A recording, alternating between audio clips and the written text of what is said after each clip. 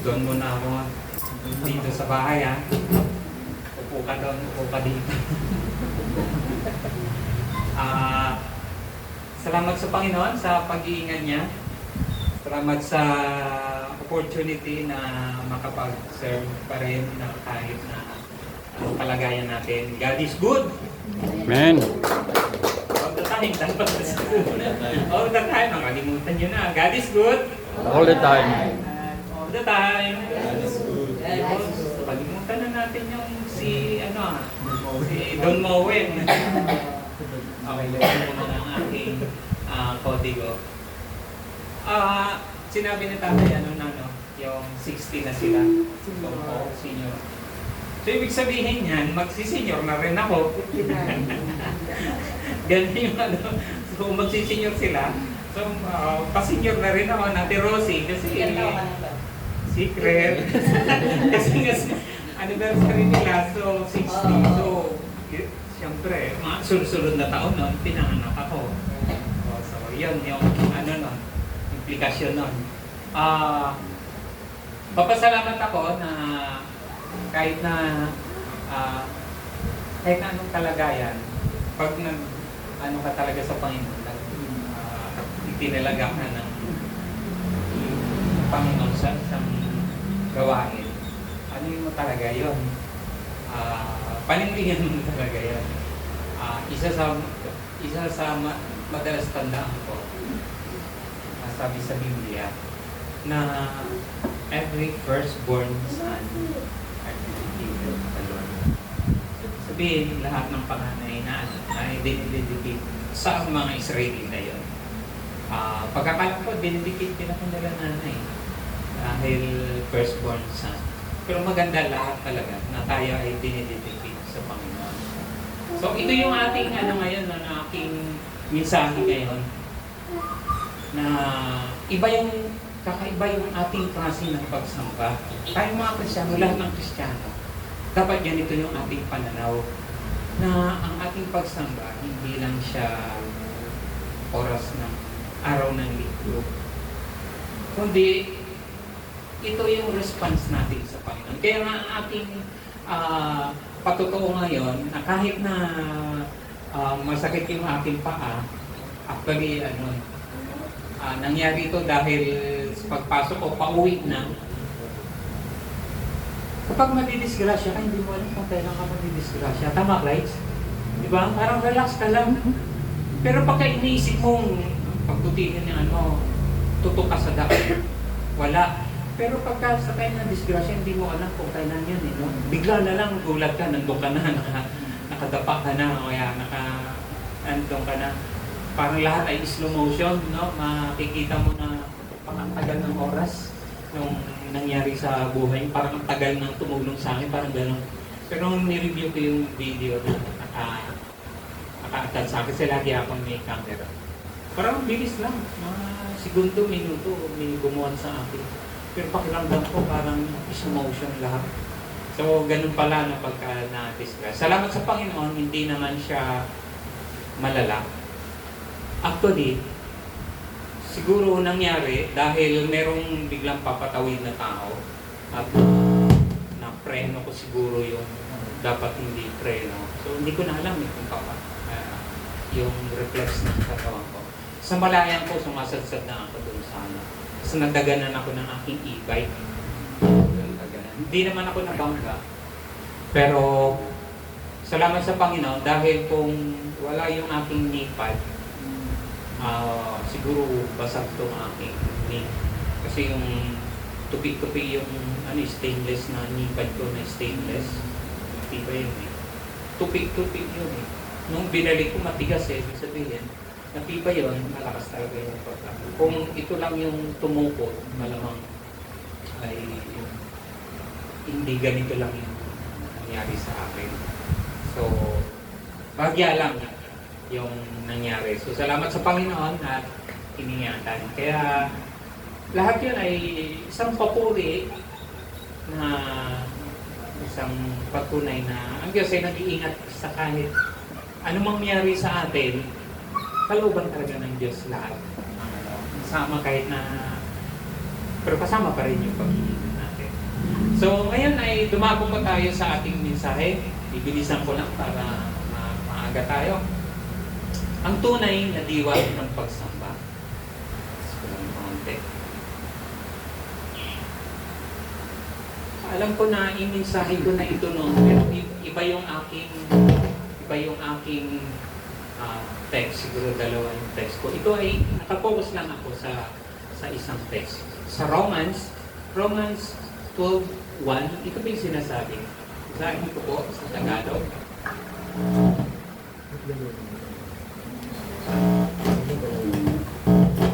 Pag nagagalaw na. Sige, hindi ko na lang i-gagalaw. Okay, basahin po natin sa Romans 12:1. Kaya nga, mga kapatid, alang-alang sa masaganang habag ng Diyos sa atin, ako'y nakikiusap na ialay ninyo ang inyong sarili bilang isang handog na buhay, banal, at kalugod-lugod sa Diyos. Ito ang karapat-dapat na pagsamba ninyo sa Diyos. Kayo pa ay manalangin. Kaya salamat po sa pagkakataon na ito. Gabayan niyo po kami. Bigyan niyo po kami ng karunungan. Sa tulong po ng banal na Espiritu, Panginoon, kayo po ang magbukas ng aming puso at isipan na maintindihan po namin ng mga salita. Kami po ay nabubuhay, lumalakas, nagkaroon kami ng kalakasan sa pamagitan po ng mga salita sapagkat sinabi niyo na hindi lamang kami nabubuhay sa tinapay lamang, kundi sa inyong mga salita. Kaya nga po sa mga oras na ito, sa aming pong pagbulay-bulay ng mga salita, tulungan niyo po kami na aming malasap ang mga nutrients, Panginoon, ng inyong pong mga salita. Ito po ay magamit sa aming pong pang-araw-araw na buhay. Sa pangalan ni Jesus. Amen. Ang Romans 12:1, ito ay pagsishift ng pagtuturo ni Pablo mula sa doktrina papunta doon sa practical na pamumuhay. Ito yung isa sa turning point sa buong aklat mula doon sa Romans 1 to 11, yung mga kabanata 1 to 11, puro doktrina yan. Doktrina kung saan paano tayo naligtas. Pagkatapos ng 11 kabanata niyan, ay nagbago ng shift si Pablo. Kaya meron siyang tinatawag na parang pivot. Hindi na siya masyadong doktrina, kundi yung practical na pamumuhay. Ano nga yun ang kinalaman ng inaral natin ito? Napakahaba ng inaral na ito. 11 chapters. Para saan yun ngayon? So yun yung gustong palabasin ni Pablo. Pero ang kagandahan doon sa kanyang sa kanyang sulat, hindi niya ito parang ginawa na parang batas. Ito ay sinuwalan niya sa salitang therefore. Yung kaya nga. Pero meron sabi dyan na tinatawag na ito ay nagsisilbing tulay na mula sa doktrina patungo doon sa ating mga aktwal na ginagawa talaga. Kasi para saan yung ating mga inaaral? Kasi parang nag-aaral tayo, pero ano nga ba yung aplikasyon nun? Kunyari, ano ang kinalaman ni Jesus sa atin? So mga ganun, ano yung kinalaman nun sa araw-araw na buhay? Ito ay itong isang verse na ito nagbibigay daan ng paano natin ihanda yung ating sarili. Lalo na sa pagsamba. Minsan kasi alam natin pagsamba pag tuwing linggo lang. Ito ay ibang pagtalakay ni Pablo sa pagsamba. Kasi noon sa kanila, ang pagsamba, pupunta ka sa templo. Yun din yung tamang paraan. Sabi ni Jesus ito sa Samaritana, tama ka na ang pagsamba ay hindi lang dapat sa templo.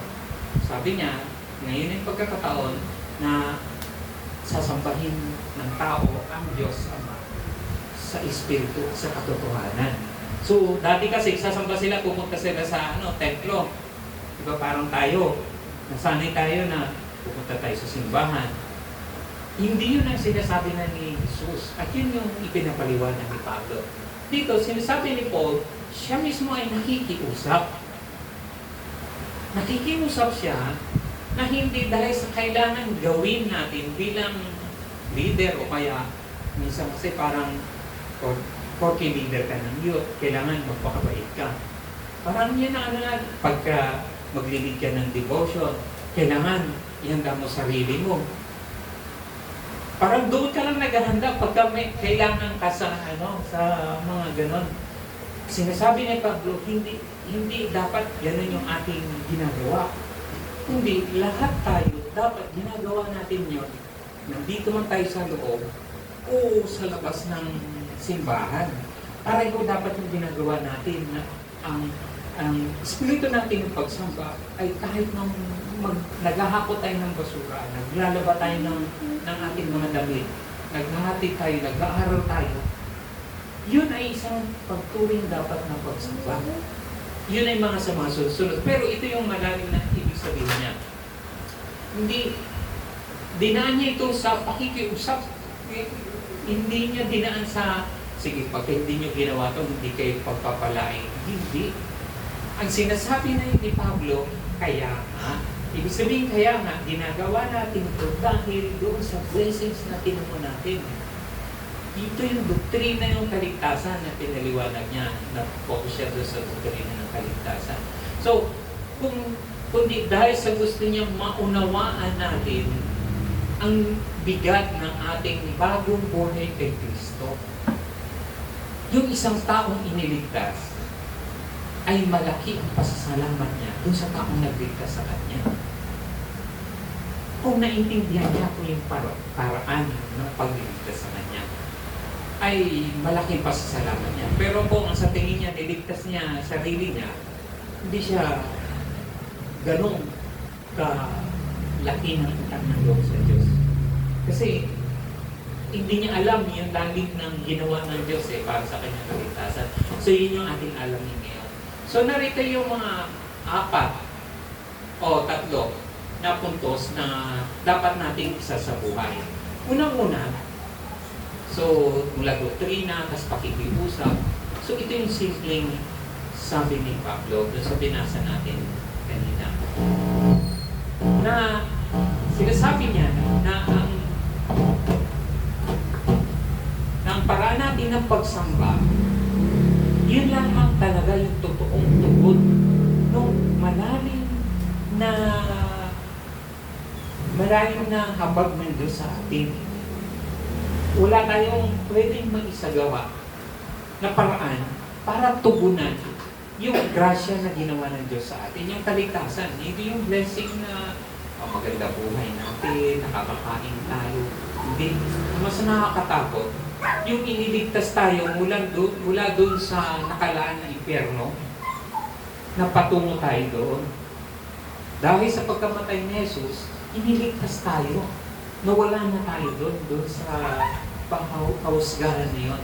At bakit tayo dapat sumunod? Hindi dahil sa meron tayong inaabangan na reward, kundi isinagawa na ng Diyos. Yung mercies of God na nabanggit doon sa malalim na dito sa masaganang habag ng Diyos ay naisigawa na. Tapos na yun. So, kaya ito ay para tayong nagdadrive na tumitingin tayo sa mirror na nadaanan natin yung matinding sauna sa likod at parang nakalagpas ka na at nakatingin ka na lang. So, nagpapasalamat ka na lang na nalagpasan mo yun. Yun yung masaganang habag na binabanggit noong chapter 1 to 11. So, nandyan yung doktrina ng justification, yung pinag-aari niya tayong ganap by adoption. Pinaliwanag kasi ni Pablo, maganda na mabasa nito, na tayo ay justified, tayo ay pinaaring ganap na anak niya, na katulad ni Jesus. At yung pagbibigay ng banal na Espiritu na siya maggagabay sa atin. Ang ating pagsunod ay hindi para makuha yung pabor ng Diyos. Yung pagsunod natin ay hindi para i-bless tayo ng Panginoon. Bless na tayo ng Panginoon. Inihango na tayo. Kailangan lang tayong manampalataya, manalig doon sa ginawa niya. Yun yung napaka-importante doon. Ang tao na nananampalataya na siya ay niligtas na. Yun yung pananampalataya doon. Ang pananampalataya natin ay hindi pananampalataya para maligtas. Ang pananampalataya natin kay Jesus ay yung pagtiwala natin na ginawa niya na yung kaligtasan. Yun yung pananampalataya. Hindi baliktad. Nananampalataya ka para maligtas. Hindi. Ang pananampalataya natin ay doon sa ginawa ni Jesus na kaligtasan. So kaya yung ating isinasagawa na pamumuhay, ito ay parang response lang dapat. Yan yung appropriate response. So dapat nararapat na tugon natin ay yung nararapat na tamang pagsamba.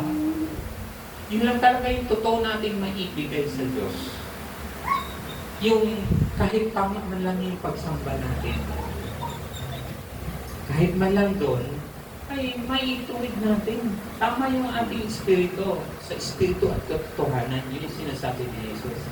Na sinabi ni Jesus sa Samaritana, wala ngayon, hindi niyo nasasambahin ang Diyos sa isang lugar. So, ibig sabihin, hindi na ang pagsamba dito lang sa kung saan nagtitipon yung mga tao. Ang pagsamba ay paglalaan ng buong buhay natin sa Diyos kahit saan ka naroroon. Kausap mo yung kapitbahay. So, bahagi na rin kahit ngayon nagsisermon ka sa mga anak mo. Bahagi yun. Yun ay kasama yung buong buhay mo. Yan ay bahagi na ng pagsamba. Kaya dapat natin isa-isip na, wala naman ako sa simbahan. Kaya nga, importante na kahit na sa negosyo, kasama mo pa rin dapat ng Diyos eh. Ibig sabihin, kalooban ba ng Diyos, ito yung aking paraan. Sa pagdadrive ko ba ay natutuwa ba ang Diyos nito? So dapat laging tama. Ang gusto ng Diyos, tama yung ating ginagawa para hindi na-replace tayo dahil blessed na tayo. Gusto niyang ituwid na tayo sa maayos na daan. So, pangalawa, hindi lang ang pagsamba yung nararapat na tugon, kundi ito ang nararapat na ang tunay na diwa ng pagsamba. Hindi lang ito ay nararapat na tugon, ito ay ang tunay na pagsamba ay yung handog na buhay. Noong panahon kasi, ang paghahandog, pupunta sila sa templo, bibili sila ng,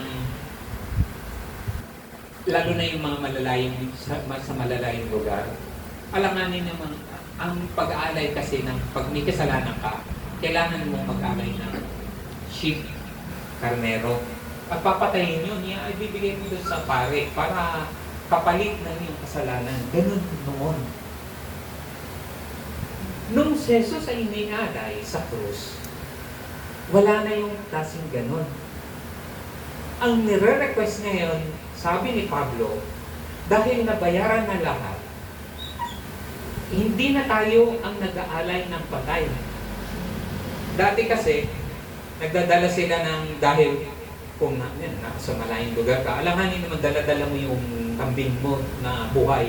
Layo, mga ilang kilometro, 10 kilometro, dahil mo doon para mag-ialay. Kaya nauso yung meron ng mga nagbebenta ng mga kambing, upa, at yung doves, doon sa malapit sa templo. Kaya nga, nung dumating sa Jesus, nagalit siya dahil naging naging palengke na, palitan na. So parang, ang kasalanan mo ngayon, parang ganitong kasalanan ko, malaki, bibili ako ng kambing, maliit lang, nakapagmura ako sa kapitbahay, kalapati lang yung aking, ganun kasi yung mga level ng kasalanan. Ngayon, sabi ni Jesus, hindi ganun. Ang nire-request, sabi ni Pablo, ay yung buong buhay mo na kasi wala ka nang ialay na patay, buhay na ngayon ng buhay na yung ialay mo at yung maaari mong ialay, yung sarili mo na lang. Wala ka nang pwedeng ipampalit. Ganon yung kaibahan ng Old Testament sa New Testament. So, living sacrifice, yung totoong pagsamba. Hindi na katulad dati na mag-aalay ka talaga ng para yung konsensya mo ay magiging malinis. Ganun sa kanila noon, hanggat wala kang naialay na handog sa templo, kinukonsensya ka ng kasalanan mo. Sa ngayon hindi. Nakukonsensya ka pa rin, di ba? Tama. Pero parang gusto mong gumawa ng mabuti para malinis. Hindi na ganon. Ang sabi ni Jesus, nilinis ko na lahat. Yan. Ang ano na lang natin doon ay yung malalim na pananampalataya doon sa ginawa niya. At bilang response to God, ay dapat sambahin siya sa katotohanan. At ang pagsamba ay yung maging mamuhay tayo na parang inialay natin ang ating sarili na buhay lagi, araw-araw. So parang kung ang mga tupa noon, bawal ang mag-alay na may deterrensya, yung mga inaalay doon, kaya bawal i-travel yan eh. Kasi pag napilay, hindi niyan tatanggapin ng mga priest. Kailangan ang mag-aalay, titingnan niya ng mga pare eh. Kung may bulag, bawal yun. Paano yung pipi, no? Hindi nila alam kung pipili mo yung yung kambing. Yung kambing, no? Siguro sisigawan. Tapos kung hindi mag-response.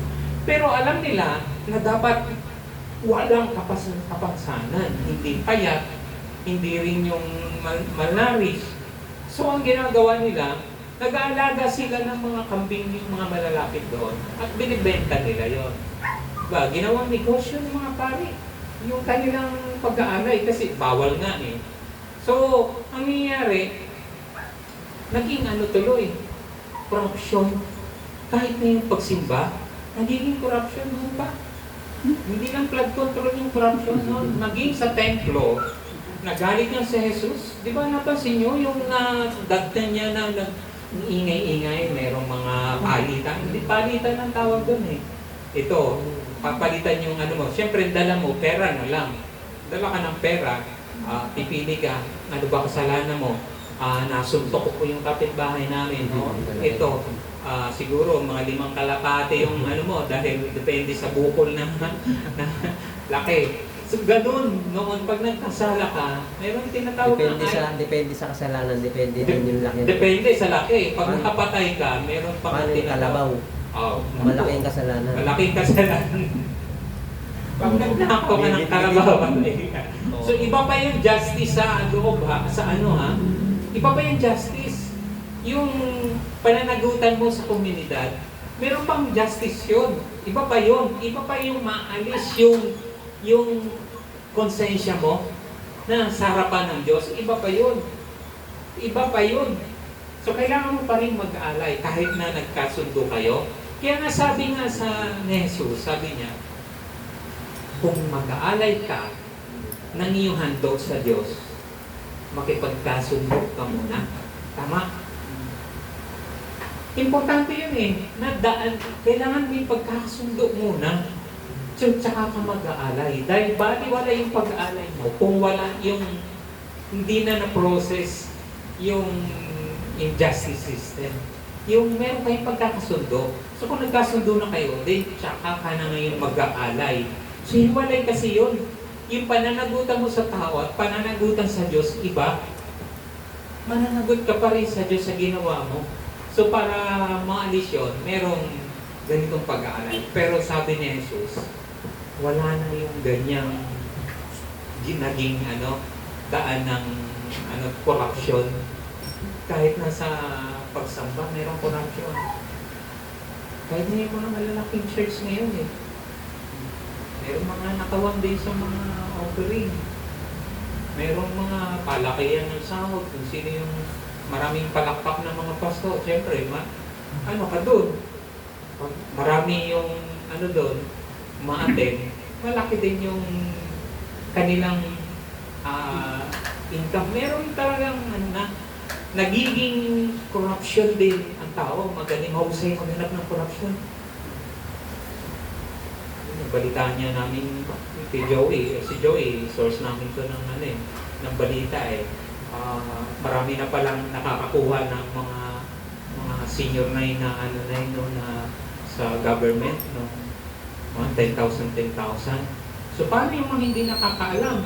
So So, ibig sabihin, nakukurap yun ng iba, ng mga dapat na galing sa government na mga 3,000, 4,000, mga ano ba, para talaga sa tao, hinaharang ng mga nasa posisyon, you know? Kahit yung mga pari nun, ganun. So, ba't niya ba ako napunta doon? So, dapat sa atin yung handog na buhay. Una, ang tamang pagsamba ay yun yung tunay na diwa ng pagsamba. Pangalawa ay yung handog na buhay. Pangatlo, ito, dapat yung makatwiran yung pagsamba. Ano nga ba yung makatwirang pagsamba, sinasabi ni Pablo? Reasonable worship. Ibig sabihin, ito yung pinaka-logical na konklusyon. Ibig sabihin, sabi ni Pablo, ito lang talaga ang logical na konklusyon na pwede nating bayaran yung malalim na ginawa ng Diyos sa atin sa tamang pagsamba. Sa tamang diwa ng pagsamba, yun lang talaga yung tanging paraan na ibalik natin, masuklian natin yung ginawa ng Diyos sa atin. So, kung isipin mo ang lahat ng ginawa ni Jesus para sa iyo, ang tanging matalinong tugon ay ibigay ang iyong buhay. Ang buong buhay mo sa Kanya.